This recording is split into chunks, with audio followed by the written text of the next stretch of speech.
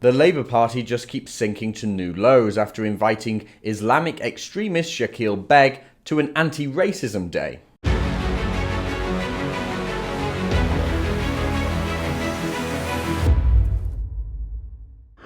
As I was scrolling the news this morning, I saw the name Shakeel Begg appear in my feed and I thought, I know that name.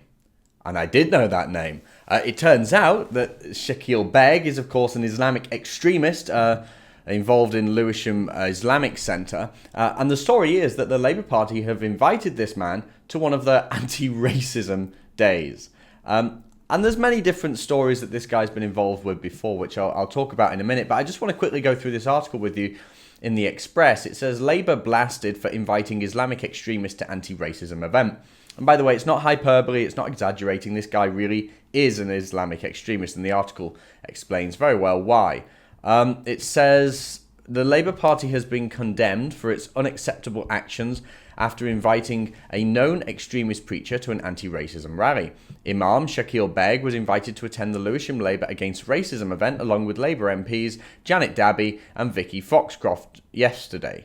Mr. Begg is head of the Lewisham Islamic Centre, which was attended by the murderers of Lee Rigby. So just to get your head around this guy runs the mosque where Lee Rigby's killers attended, and he's regularly paraded round by Lewisham Labour Party and by mainstream Labour MPs as what, a voice of reason or something? A voice of anti-extremism? A voice of anti-racism? Amazing. Let's carry on reading. In 2016, he lost a libel case against the BBC after a judge ruled that he had promoted violence. Andrew Neil alleged on the Sunday Politics the Imam had said jihad was the greatest of deeds in 2013. So that's how we know he's an extremist, and why we can indeed call him an extremist is because he lost a libel case against the BBC. And they ruled that, well, actually you did promote violence. And this is a very scary man. And it just astonishes me that Labour continues to do this and somehow get away with it. Now, we're talking about other issues that this guy's been involved with. You might remember the Lewisham by-election that happened earlier in the year. And it was Stand Up to Racism in Lewisham, as well as the local Lewisham Labour Party that organised a violent mob outside of the hustings event. And they were there, it was reported that it was for UKIP, but it wasn't. They were there to oppose Anne-Marie Waters standing. And everybody but Anne-Marie got in. UKIP, Labour, Tories, all those lot, they all got into the event. But the huge mob outside stopped Anne-Marie Waters getting in. They attacked people. They assaulted people that I know. They spat at people that I know. And the police did very, very little about it. But what was interesting is this mob was organised by the local Lewisham Labour Party. So they're quite used to dealing with and associating with extremists and even promoting extremism, because what is extremism if not violently stopping someone from entering a democratic hustings debate? And Shakeel Begg, by the way, was connected to many of the Labour shortlist candidates for that election. You might remember during that election, it was an all-women, all-ethnic minority shortlist. Janet Dabby somehow came on top. She's not a very talented woman, I might add. But that's what happens when you have shortlists that force diversity rather than just choosing people based on merit. But Shakeel Begg was connected to these shortlist candidates. And nobody talked about it. I talked about it on this show. Some of the candidates in that election talked about it, but nobody in Labour even mentioned it. They failed to mention why it was a big deal that they would be connected to a man known for his extremism and known for being connected to a mosque that has produced radical killers.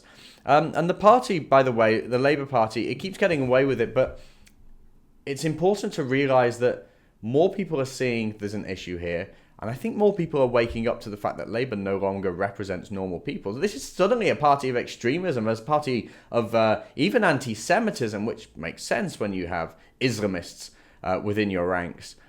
So I think more people than ever are seeing that this party no longer represents the working class, and it literally represents extremism. Some of the cases of anti-Semitism in the Labour Party would make the National Front blush.